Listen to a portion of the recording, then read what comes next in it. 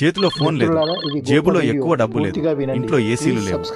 అయినా సరే ఆ తరం మనకంటే 100 ఏళ్లు ఆనందంగా ఆరోగ్యంగా ఎలా బ్రతికింది, అసలు వారి రహస్యమేంటి?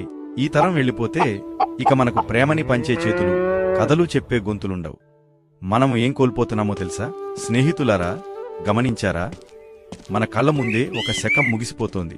మనకు జన్మనిచ్చి జీవితాన్ని నేర్పిన ఒక గొప్ప తరం ఒక్కొక్కరుగా మనకు శాశ్వత వీడ్కోలు పలుకుతూ కనుమరుగవుతోంది. వారితో పాటే ఆ ఆప్యాయతలు, ఆ విలువలు కూడా వెళ్లిపోతున్నాయేమో అనిపిస్తోంది. అసలు ఎందుకంత గొప్పది ఆ తరం? ఒక్కసారి వెనక్కి తిరిగి చూద్దాం. అది అన్నం తినే ముందు పక్కవాడి ఆకలిని గుర్తించిన తరం. ఇళ్లు ఇరుకుగా ఉన్నా మనుషుల మధ్య ప్రేమ మాత్రం విశాలంగా ఉండేది. వాళ్లు ఎప్పుడూ నేను అనలేదు, మనం అంటూనే బ్రతికారు. ఉమ్మడి కుటుంబాల్లో కష్టసుఖాలు పంచుకున్నారు. ఆస్తుల కన్నా ఆప్యాయతలకు, అనుబంధాలకు ప్రాముఖ్యతనిచ్చిన తరం అది. వాళ్లకు పెద్ద పెద్ద డిగ్రీలు లేకపోవచ్చు, కానీ జీవితం అనే పుస్తకాన్ని పూర్తిగా చదివిన తరం అది. గడియారం లేకపోయినా సూర్యుని చూసి సమయాన్ని, క్యాలిక్యులేటర్ లేకపోయినా నోటి లెక్కలతోనే జీవితాన్ని గెలిచిన మేధావులు వాళ్ళు. ఇంటర్నెట్ చూడకుండానే అపారమైన జ్ఞానాన్ని నింపుకున్నారు. జీపీఎస్లు లేకున్నా గమ్యాన్ని ఖచ్చితంగా చేరగలిగారు. ఆ రోజుల్లో చేతిలో మొబైల్ ఫోన్లు లేవు, కానీ మనసు విప్పి మాట్లాడుకునే స్నేహాలకు లోటు లేదు. పోస్ట్ కార్డులపై రాసిన 4 ముక్కలు ఫోన్లో మాట్లాడే గంటల కన్నా ఎక్కువ ప్రేమను పంచేవి. టీవీలు లేకున్నా వీధి నాటకాలు, బుర్రకథలతో వినోదంగా కాలం గడిపిన తరం.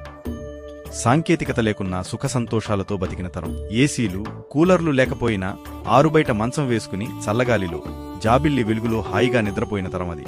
మినరల్ వాటర్ తెలీదు, చెరువు నీళ్లు, బావి నీళ్లు తాగి రాళ్లు తిన్నా అరిగించుకోగలిగే శక్తి వాళ్ల సొంతం. పిజ్జాలు, బర్గర్లు కాకుండా పీచు మిఠాయిలు, పేలాలు తిని ఆనందంగా బ్రతికారు. జిమ్లతో పని లేకుండా బండెడు చాకిరీ చేసి చెమటను చిందించి 100 ఏళ్లు ఆరోగ్యంగా బతికారు.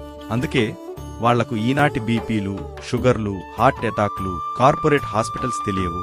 6, 7 వచ్చే వరకు పిల్లల బాల్యాన్ని ఆటపాటలతో నింపిన తరం. ఆ తర్వాత పైసా ఫీజు లేని సర్కారు బడుల్లో చదివించి గొప్ప ప్రయోజకులను చేసిన తరం. అప్పట్లో క్రమశిక్షణ చాలా ముఖ్యం. బడిలో టీచర్ దండిస్తే ఇంట్లో తల్లిదండ్రులు మరో 2 దెబ్బలు వేసేవారు తప్ప టీచర్ని ప్రశ్నించేవారు కాదు. అందుకే ఆ తరం పిల్లలు అంత దృఢంగా ఎదిగారు. వాళ్లు వ్యాపారంలో కల్తీకి చోటివ్వలేదు. నీతి నిజాయితీలతో ఎవరినీ మోసం చేయకుండా బతికారు.